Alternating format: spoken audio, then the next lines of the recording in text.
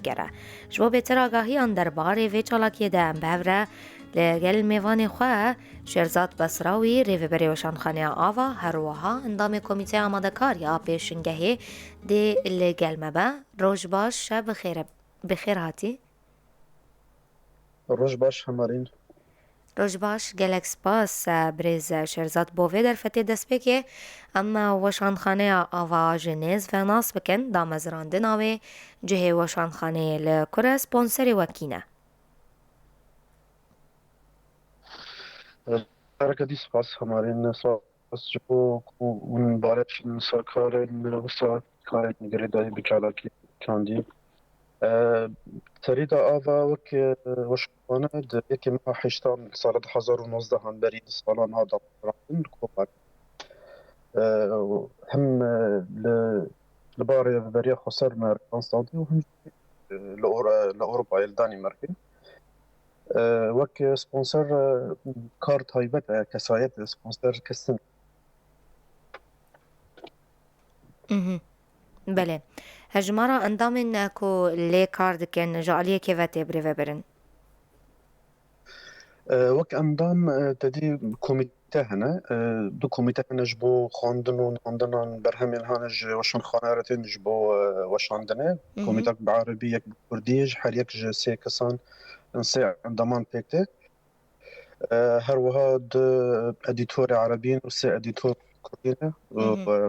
دو ديزاينر و بركسازنا بيجن يك روبالسازه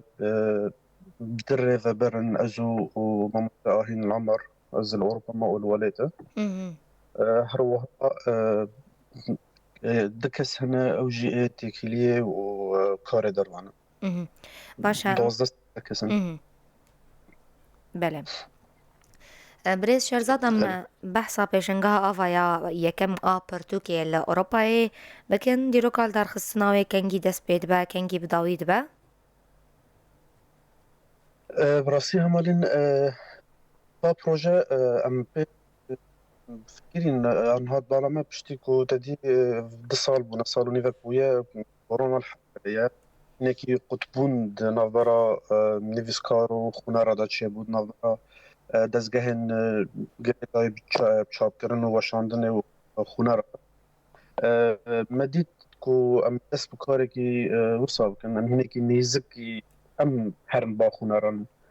نورمال او تنجي برتقال لما اقول برتقال امي بن باوانايا ام بس بيتكن جا ارنهم هولندا هي روجا شمية بهمه هي روجا بشتوي لباجار كي ألمانيا روجا دن لباجار كي ألمانيا دنيا أم يعني أم هولندا تسكن أم ألمانيا ردرباست بن فرنسا سويد نمساية هروها دانمارك أم تين هولير سليمانية وأم داوي الروجافال كوباني بداوي تكن بله اش خو منی بپرسیا ما بس تو خستک واجل در خستنا پیشنگه بویرنگی تایبت لأوروپای آنی زمان که و داویبونا و لکوبانی به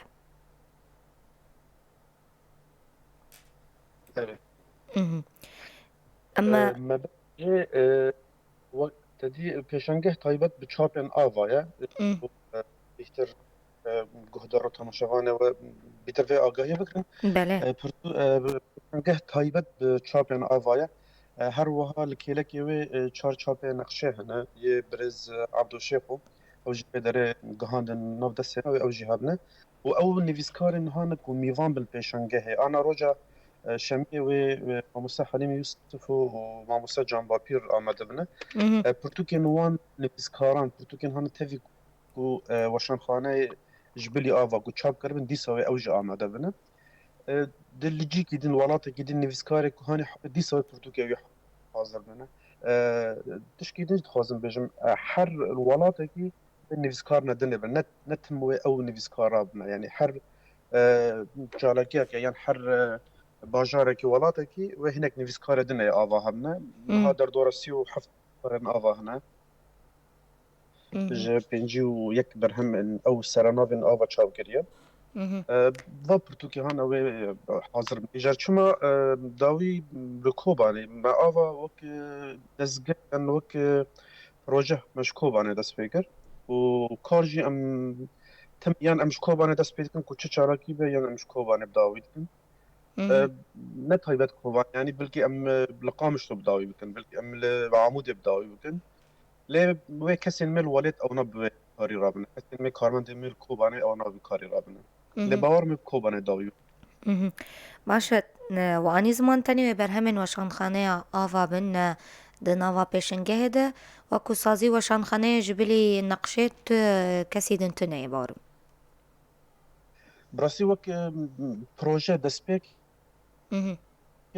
ما ئاوا پشتیلی ما بین و کەک عەبدۆدا چێبوو چار پرتوکێوان چار چاپوان vê derê navê ew jî berçdar bine tedîva yekemîne pêşekan yekemîne bilkî ya duyemîn ya bilkî di a yekemîn de li bajar nedinê kesê din tevme bibin hêdî kar birxeretir û mestar bibe lê wek pêşengehê han tê naskirin ku em karibin vexwandinê ji weşanxaneyên din çi niyê bakur çi niyê başûr çi niyê li rojava re bişînin ji bo tevlîbûnê ewa bi rastî karekî mezin dixwaze ew ya piştgirêke mezin dixwazên ew kar dixwaz hikûmetek pê rave nas kir yani ji ber tedî Ewropa ya gava ez vexwandinekê ji weşanxaneke welêt re bişînim tedî divê pirtûkê wan me karibe bigihîne vê derê hinekî rewşa rojava jî dware şandin û hatina pirtûkan û her tiştî de sînorê hinekî girtîne zehmetî virda heye peydakirina vîza û hatina Ewropayê hûn baş vê yekê zan ew jî hinekî zehmet ew dibe kar dezgeh din yan hikûmet pê rabin ew jî bilkî pêşerojê mir karibe kesekî bibîne ku sponseriya vî karî bike ji xwe te behsa nivîskaran kir ez vê bipirsim nivîskarin ku wê lê peşdar û hazir bibin gelo ê navdar hene û kîne وەکی گوت ڕۆژە شەمیە وێ مامۆستا حەلیمی یوسف و جان باپیر بنە دشەمێ لە ئەڵمانیا لە باژارە ئێسن وێ جان دۆست و جوان قادۆ بنن پشتێ لە دۆرتمۆنێ وێ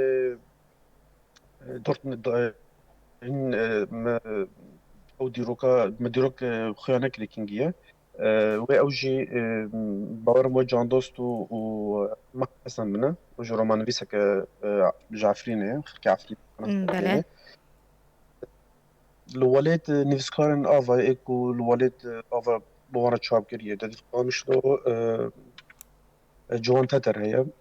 mamoste Bekir niha pirtûkek wî navdest me Abdulmecîd Xelef pirtûkek wî navdestê me çapê daye li Kobanê gelek nav hene bilkî ez bêjim ez ji bîr jî bikim lê çalekî li ku derê çê pê nivîskarê avayê nêzîkî wê derê wê hazir bine hejmara pirtûkên peşdar bi giştî çi qasin çend navnîşanin wek seranavê heta niha çapkirî pêncî û yek seranavin heta vê demê bilî êd bin çapê da ew jî dora heft niha hene lê ê ku roja şemiyê wê pêşangehê hazir bine çil û di seranavin nehême di şehne damat kargoya daman besî xedî min birikî têgê got hinek em vê zehmetê jî dibîn gava berheme çap dikin berhem heta digihînin welêt û rewşa sînor û dibe başûrê Kurdistanê me ro rêdane bigire û dibe li alî roja ew gelek pîrgirêk hene ku pirtûkê de gelekî dimînin car hê dime hesê me piştî çapê heta digê nav destê me li Ewropa yan digih rojava lê pirtûkê niha vê derê ê avayê tenê çel û didine çarê neqşeyên çel û şişên seranav û şiş heft seranavên pirtûkên mamosta Helîm Yusuf jî wê hazir bine lê derdora tev de pêncî û tê çar seranav em behsa çalakiyên pêşangehê bikin tenê wê nîşandana pirtûkan bên yan wê çalakînên din jî di ber pêşingahê re hebin em bibêjin heger semîner bin yan gengeşa û geftûgokirin li ser pirtûkan dê hebin yan tenê pirtûkan hûn ê nîşan bidin erêna bixwe wê tenê em ê pirtûkan pêş bikin lê gava nivîskar یەک نویسکار هەبن وێ لەسەر ئیمزەکردنی خۆ حاضر بن هەروەها وێ نقاش و گفتوگۆژی لەسەر سەر وێژەهێ تەواهی چێ ببێ لەسەر پرتوکێوان تایبەت چێ بێ چ بۆ کەسێ حاضر ڕۆمان نویس بێ سەر ڕۆمانێ ئەو نقاشات چێ ببێ چ و هەلبەستوان بێ چرخ نەگێر بێ li gorî kesê hazir wê ew niqaşa jî hebne hinekî berferetir be çalakî ana roja şemiyê dora 5 satan 6 satan berdewam dike tenê belkî 2 saat 3 saat ew ê nivîskar û kesên hazir ew niqaşa çêbibe lê ji bilî wê jî wê tawla vekirî hebne wê masê vekirî hebne her kesek yani ew têkîliya hane rûbrû di mabênê xwîna خدا وێت چێ ببێ دەدی ئەو ساڵۆنیڤێک جی بووە هینێکی عالم vê حسرەتیە jî حسرەتی ku hevdû rû rû bibînê jî me masajî amadekirine ji bo ew dîtina jî çê bibe bîtir ew dîkîliya jî mabênê wan da çê bibe hem ew xûner ew ê kesên beşdar bibin bi we ji bo pirtûkan û hem jî navbera wan û nivîskarên hane mîvan da ji bilî wê bil موزیک jî hebe bawerim li Dortmundê wê li kêlekê pirtûkan wê karekî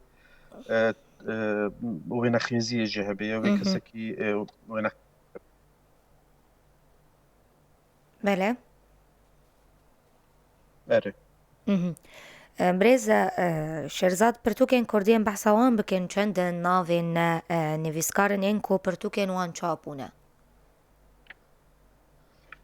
bi rastî ez belkî navan navgîn nehin balê min lê ez karim navên were balê min ez karim bêjim ji wan pirtûkana destan heye destana Mihemed ya nivîskar rojnamevan Emar Kalo ye pêncû pênc çîrokên û heşt salan yê Şehîn Bekirê Sulêklî ye çîrokin romana Penageh ya mamoste Merwan Berekat e çavkuj ya pexşana çavkuj ya Adnan Hesen e destxeta Bitr Gorgeya Jan Dost e çûkan zimanê min xwar ya helbestvan Ciwan Qado ye firîna baskên şikestî ya Mamoste Helîm Yûsuf e کۆبانیا من یا ڕۆژنامەڤان و هەلبەستvan Salih Demîcer e Romet ya vejîna Kurd e şerbêj xeyalên hevpar heye pirtûkeke bîrdozî ye ya Baran Bîrdoz e her wiha pirtûka nû ya Mamoste Helîm Yûsuf ew jî çîrok e serdema Qazî Mazî mêrê kulteriya xwe digere Helîm Yûsuf ew jî ev di bala min de hene basî Kurdî belkî hinek din hebin min باش هجمار بگشتی ای کردی هگر الجمع هبه اون جمر ببیجن هجمار ê Kurdî 26 pirtûkin بله اما بحثا جورین وان پرتوکا بکن دیروکین یان زانستین یان هنری ویجهینه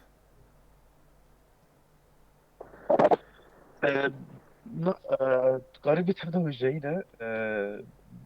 heta navî zanistî ne ku me çap nekirine ne gana nav destê me ye belkî ew nivîskarên zanistî ew me nabînin em wan nabînin belkî kêm min jî ez wê yekê nikarim bêjim çima sedem çi ye yê dîrokî bi Kurdî tanha me tişek çapkirî tune ye bis do nav destê me dane bîranîn yek nav destê me de ye ji Frensî em tînin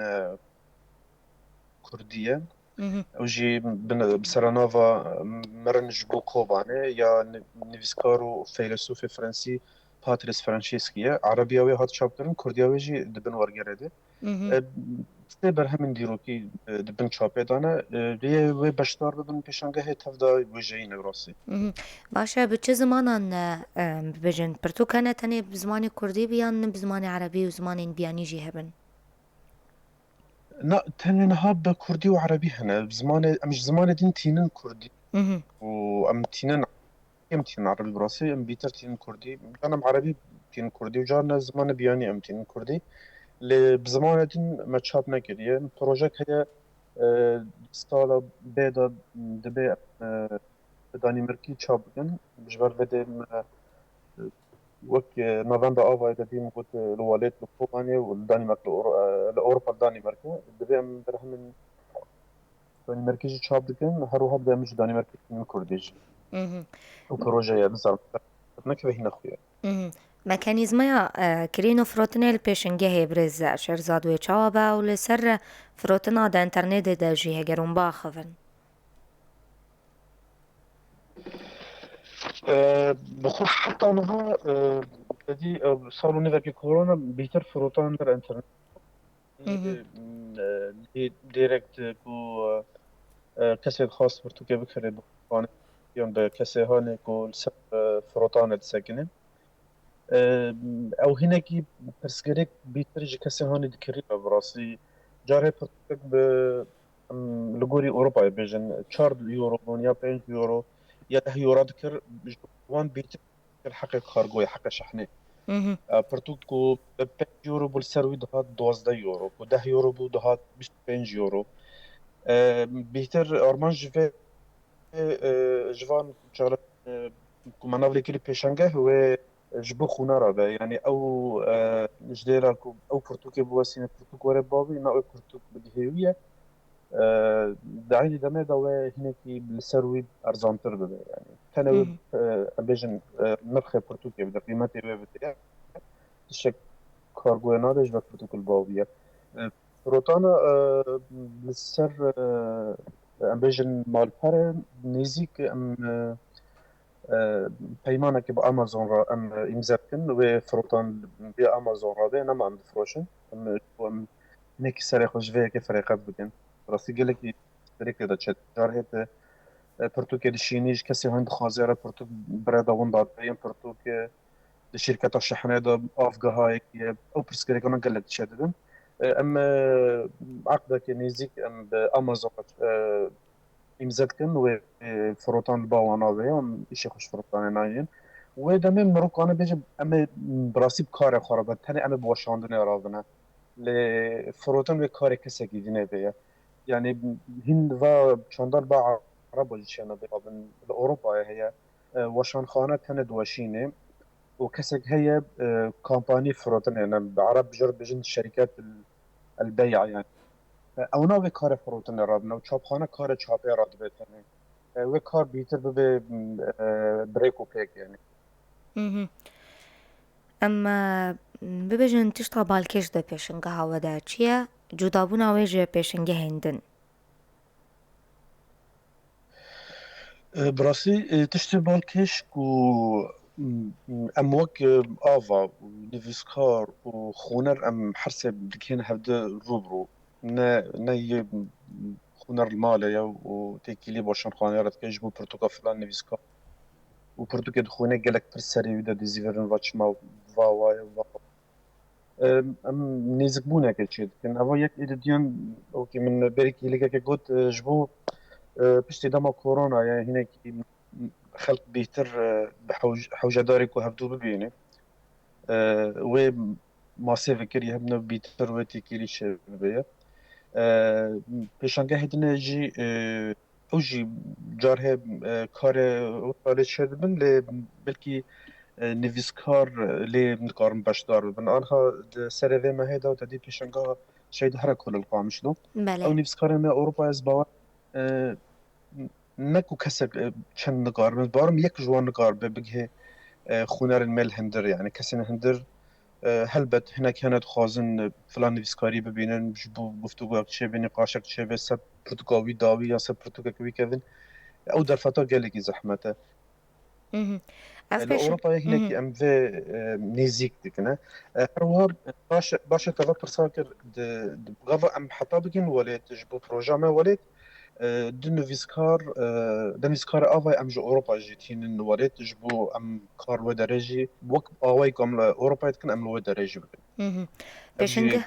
برمیج میزگی آها اره بله بيشنجه ده سالانه و برز شرزادیان چاوایی وک پروژه گاوا دست پی بو براستی ناو پیشنگه جیه نات امضا کرنه کرد براستی جبو بیتر وقت یا کرن بر ام ذكرني رادبون شل والد شل كردستان شل أوروبا مجالك جالكي أو يعني آهنگ إمزان كرنا مال دار خصن لها خواست ببه پێشەنگە ji bo berdewamî çê bibe. Yani pêşengeha avaya Portugal belkî piştî 2 sal 3 sale din ava wek dezgeh wek weşanxane nemînê jî bes kes nedin hene karê çandî dikin wê ve pêşengehê berdewam bikin. Ava 2 sala sisiya da bisekine pêşengehê wek dezgeha ava em bêjin. Pêşengeha ava kes nedin hebin wê karibin wê pêşengehê wî navî berdewam bikin. Ew ê sala çaran û pêncan û şeşa pê rabin. Proje meha ku berdewamî hebe salane bê lê bi rastî em ê hewl bidin feretir bibe. Yani hema ew dezgehên me girê karê çapkirin û weşandinê dikin êr welî eger nikarbin bigihîn Ewropa jî em ê hewl bidin sala bê pirtûkê wan bigihînin xwe. Wekî yê nexşê, wekî yê şilêrê, wekî kesên din ku karê çapkirin û weşandinê dikin tevî ew nikarbin bigihîn welêt em ê hewl bidin pirtûkê wan nikar bigihîn Ewropa em ê pirtûkê wan bigihîn Ewropayê ji bo em kar berfirehtir bibe. Di nerîna we de girîngiya bibêjin pêşengeha pirtûkan çi taybet bo pirtûkxaneya Kurdî çi girîngiya wê heye?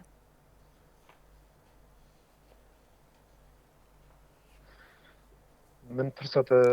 deng çû min nivîst. Belê girîngiya pêşengeha pirtûkan bi giştî çi taybet em ji bo pirtûkxaneya Kurdî bibêjin çi girîngiya wê heye? Bi rastî xwe pêşengeh wek nav ti girîngiyê we tune bêhterî ku ew pirtûkên tê de hazir bibin. Girîngî Portugal girîngî em ez ser Rojava bêjim bakur belkî hinekî gavek mestir avêtine vî warî de bêhtir Rojava em bi hewcedarî çi pirtûkanan wekî aniha pirsa berê wê te got we pirtûkên wê beşdar bin çi ne dîrokî ne wêjeyî ne rîne em ka kesên xûner em bi hewcedarî çi pirtûkanin. Eva girîngî vir de ku mirov karibe li gorî xastekên xûnaran mirov karibe seranav peyda bike. Bêhtir jî mirov berve wergerê here. Di pirtûkxana Kurdî tevahî de taybet bi Rojava gelekî pirtûkxana me xizane divê warî de. Taybet jî bi zanistî berhem gelekî kêm in. Hinekî girîngî ku mirov karibe balê bişîne ser ve karana ku bêhtir nav destê xûnera de bêdîtin balê bişîne ser wergerê. برێ شێرزاد ez derbasî babetek dim bi min berî demekê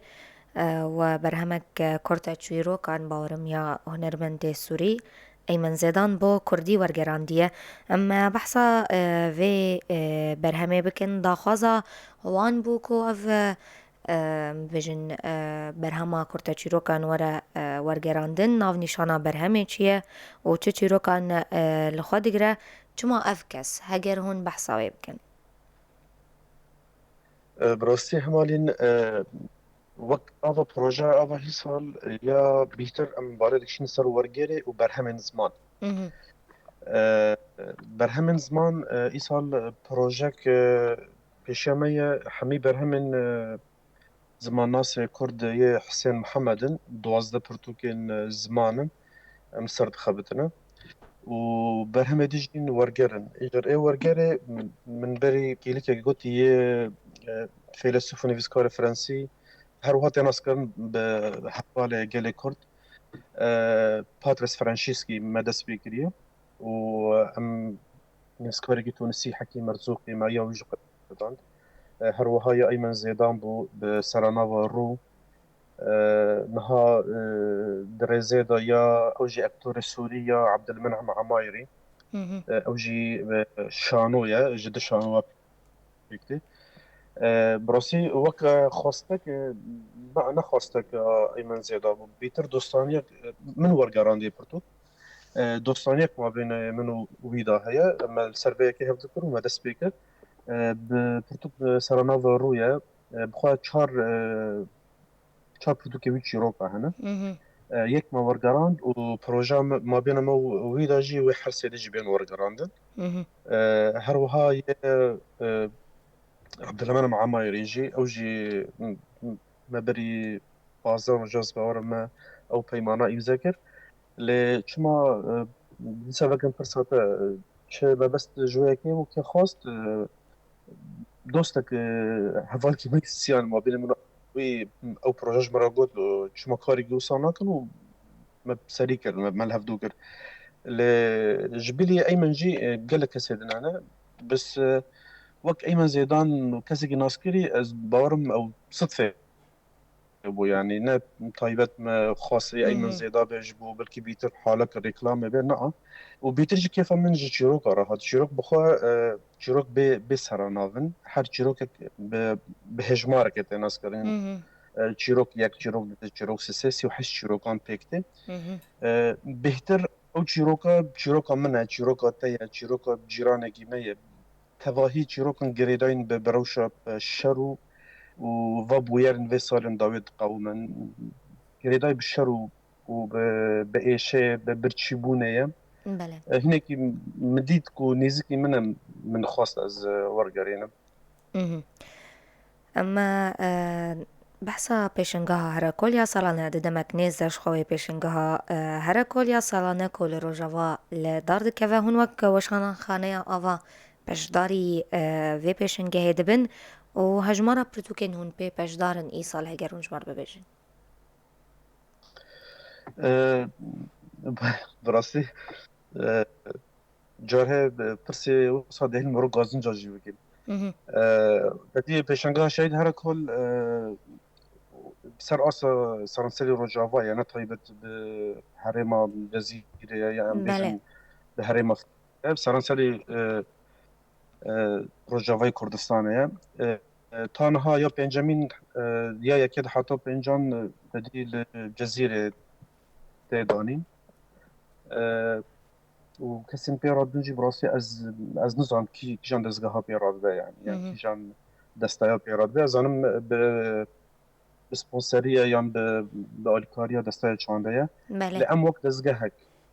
ام وقت دزگاه کار وشاندن و چاپ کردن کن لکوبانه کسی جمرة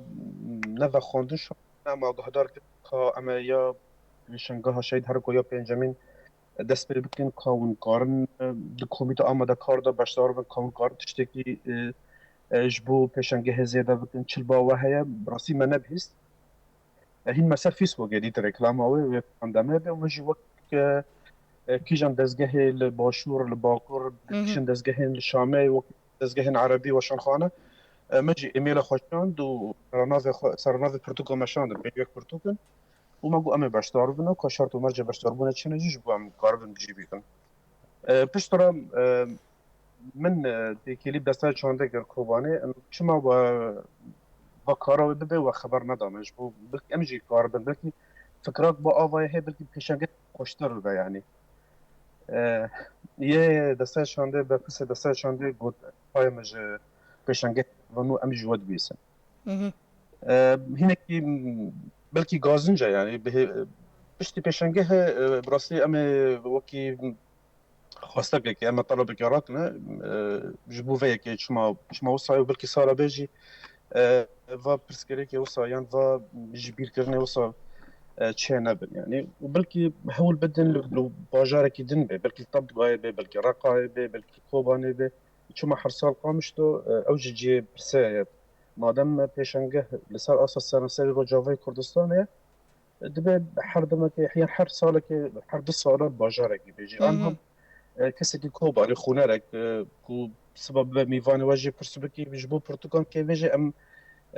پرتوکان دا خانا بینن یعنی ام کم پیدای پرتوکان جبرت او چالاکی و داره چنا تایب پیشنگه تایبت به کوبانه تنه و پیشنگه سرانسری رجاوای کردستانه جی تجارت کوبانه چنا بویا يعني باشا وك وشان خانه هون تبلي بيجن پیشنگه بونه ای سال و هجمارا پرتوکن و يكون بي پشدار بونه أنا موجود بشنگاه شده کل ما خواسته داخل ما ایمیل شاند بینجو یک سراناون امی باشدار ببینه وانجی اریک جو باشدار بونه بریتنانه نرينا وابرز شيرزاد لسر پیشنگاه هر کلیا سالانه نرينا و چیه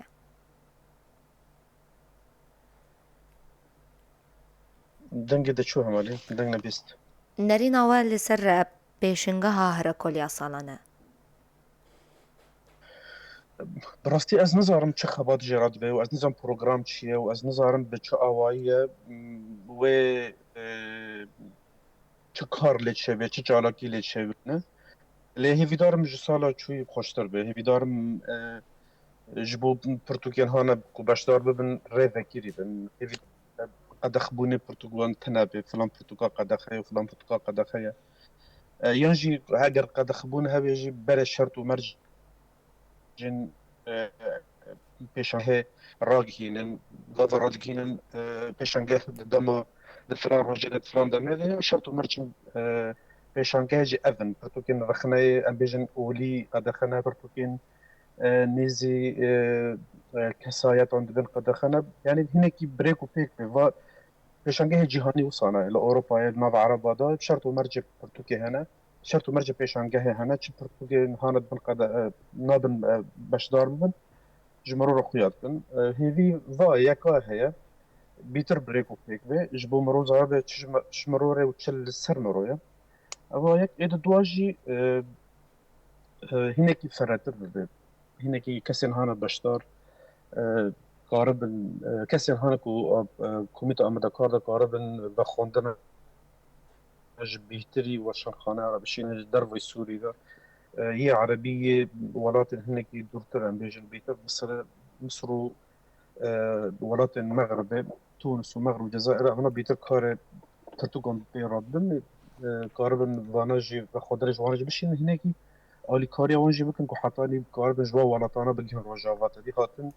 جبور رجاوا هم ترستي داهي وهم زحمتي داهي هو او وحردو هيفي هنا لي وكيدن از براسي از نقارن بيجم چه کار لید بیا و چه پروگرام هیا و یا چه پروژه چه هنه براسي از نظرم بله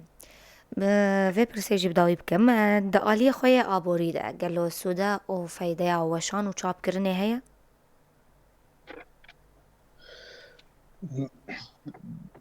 براسي اسم بيجم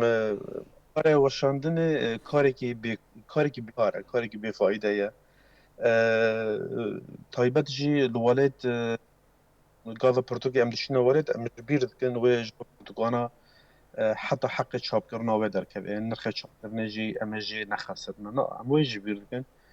اما وقت افاي دي مقود كسايته وكسبونسرية كي نا الوالد وكريف بري ونل دربه ونجم منظمها نا او دعم تمويلها يا ونجي استحقاقها انا الولات لا يشكل يعني حتى الشامي وحتى العراقي وحتى الدردجي الحرس سري سرنافك وشان خانه قبل سرنافك تشابتكي ام بيجن وزارة چانده یان لیا پرورده سد هجماری ده سد هجماری بار کرین اوان داوه سرخوا و برای وان ده يعني دست بيك اذا قبل وشان خانه بين سدي تشاب دكي و سد دسته یک جوان دكره يعني وزارة جوان دكره حتى تشاب بخدر يعني دست بيك انا خاسر او بيجن استحقاق يعني مخابن رجاوة في تنايا تنايا وهيفي ما بلكي تشيبه يعني نجبو ما بلكي اما بيتر ام لاوروبا قاره خود كان بشتا ما اوروبا يا براستي يعني بشتا بروتون لاوروبا بس كسن هنا الوريد كار كان براستي او بيبشتن يعني نكارن نفروتن دا كار هي ونكس بشكري اوان بس اما بوكي مقول يعني لاوروبا هناك بشتا مدفي اوي دا قوينا يعني مقارن حتى هم کارو بردوام بکر دو سالا دا پنجیو یک سرانا پس بین چابه دور 6 سرانا سالا دا واسه بارم گله کی کاری کی گله کی زحمت کوم برونو کار به خوختم يعني داوی دا گلک سپاس هون سرکفتی بنا برز شیرزاد بصراوی اندام کمیته آمادکاریا پیشنگاه آوا یا پرتوکای کمین کل اروپای دل دار به که گوتنک داوی جواب بیزم زور سپاس همارین سپاس بو کداوا سپاس بو و خواندنه بمینند خیر و خوشیه ده گاه دار و تماشاوان این ویر اف ام ورده گهین داویا باشی خواه هف ببینی کم جارا مجی لسر یکمین پیشنگاه آوایا پرتوکیه دل اروپای دار بکه و به پشداریا 51 پرتوکی کو 26 پرتوکین کردینه و ویجهی نشخوا به مر بمینن پشتیوه ناوره ام کرتنوشین به زمان عربی باورم دمواجی قدیایه خلق خویا گلاوا سبهی بارا بردوام دکن